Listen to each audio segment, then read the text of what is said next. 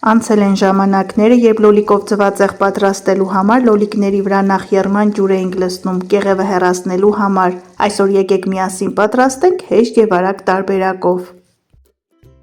Ձգվող պանրով տարբերակը մեկ անգամ փորձելուց հետո վստահեցնում եմ այն կդառնա ձեր սիրելին և այս ամենը ընդամենը 10 րոպեի ընթացքում։ Նախ ընտրում ենք հյութալի քաղցր պտուղներ, կիսում ենք, հեռացնում ենք կոթունի հատվածները, սակայն չենք կեղևազատում։ Մարացնում ենք 2 գլուխ սոխ, որքան սոխը առատ ենք վերցնում, այնքան լոլիկով ձվածեղը ավելի համեղ է ստացվում։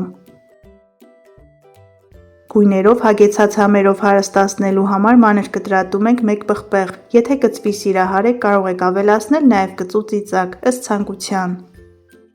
Դե էլ ինչ լոլիկով ձվածեղ առանց առատ կանաչի, մարացնում ենք համեմ, սամիտ և ազատ քեղ։ Ես օգտագործելու եմ չորացրած ռեհան, կարելի է վերցնել նաև թարմ տեսակը։ Քերիչի խոշոր անցքերով անց ենք ասնում 150 գրամ պանիր, շատ կարևոր է, որ պանիրը աղի չլինի, ես վերցրել եմ սուլուգունի։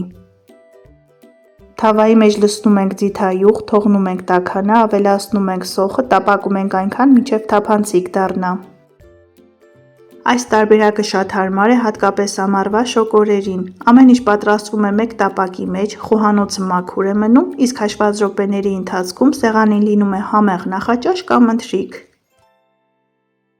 Լոլիկները կտրվածքով դեպի ներքև շարում ենք թավայի մեջ, ավելացնում ենք պղպեղը, ծածկում ենք, սպասում ենք մոտ 5 րոպե, շատ կարևոր է, որ կրակը լինի ցածր։ Այնուհետև հեշտությամբ այսպես ձեռքի մեկ շարժումով հեռացնում ենք լոլիկների կեղևը։ Բարեկամներ, եթե նոր եք միացել հայկական խոհանոց ալիքին, անպայման բաժանորդագրվեք և սեղմեք զանգակ կոճակը, հայկական խոհանոց ալիքում կգտնեք շատ համեղ և հետաքրքիր բաղադրատոմսեր։ Կարտոֆիլ տապակելու համար նախատեսված սարքով տրորում ենք և ավելացնում ենք համեմունքները, ինչպես տեսնում եք շատ պարզ և հեշտ է։ Ավելացնում ենք աղ, սև պղպեղ, մի քանի կտոր կարագ, չորացրած ռեհան և իհարկե մանր կտրտած կանաչին։ Մի լավ խառնում ենք, որպեսզի համերը ամբողջանան և ավելացնում ենք քերած պանիրը, բույրը և տեսքը արդեն իսկ իդեալական է։